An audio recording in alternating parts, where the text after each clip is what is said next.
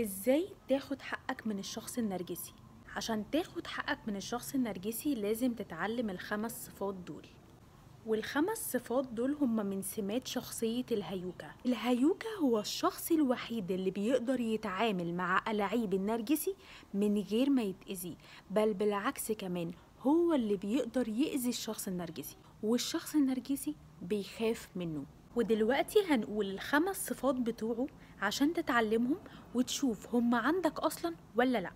رقم 1، الشخص الهيوكة عنده ثبات انفعالي مع الشخص النرجسي، يعني مهما كان الشخص النرجسي بيقوله ايه مش بيديله فرصة يستفزه أبدا. رقم 2، الشخص الهيوكة مش بيدخل في أي نقاشات مع الشخص النرجسي ولا أي جدالات، مش بيدخل معاه في خناقات، فبالتالي الشخص النرجسي مش هيعرف يمارس معاه ألاعيبه، لأن نقطة قوة الشخص النرجسي في النقاش. لو انت اديته فرصة للمناقشة هيقدر يقلب عليك الترابيزة ويستفزك ويعمل عليك كل ألاعيبه.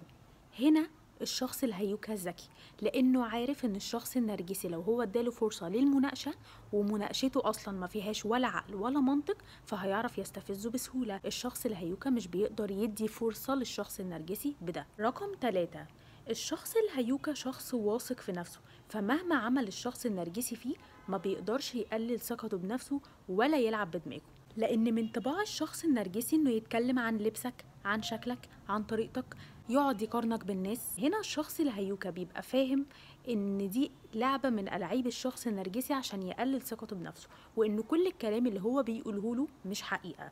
وهنا الشخص الهيوكا ثقته بنفسه مش بتقل. رقم 4، الشخص الهيوكا شخص بيطور من نفسه طول الوقت، فهنا الشخص النرجسي بيقلق، لأن الشخص النرجسي طول الوقت مش عايزك أعلى منه، وكمان بيبقى عايزك طول الوقت تبقى محتاج له. فلما يلاقي ان انت ليك حياتك وليك شغلك وبتطور من نفسك وانك ممكن تستغنى عنه بكل سهولة، فدي اكتر حاجة بتخوف الشخص النرجسي.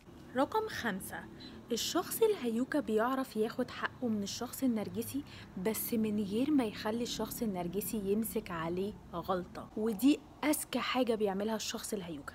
لأن خلي بالك إن الشخص النرجسي لو انت رحت واجهته بغلطته أو رحت تحط عليه الغلط، هو اللي هيقلب عليك الترابيزة ويحط عليك الغلط، فهنا مش هتكون بتاخد حقك، لأن خلي بالك إن انت كده هتكون وقعت في مصيدة الشخص النرجسي اللي احنا قلناها من شوية، إن الشخص النرجسي أصلا انت هتبقى وقعت في مناقشة معاه، فساعتها هيطلعك غلطان وهيقلب عليك انت الترابيزة. هنا الشخص الهيوكا بيتعامل بذكاء وبياخد حقه بحكمة من غير ما يحسس الشخص النرجسي ان هو بيعمل حاجة.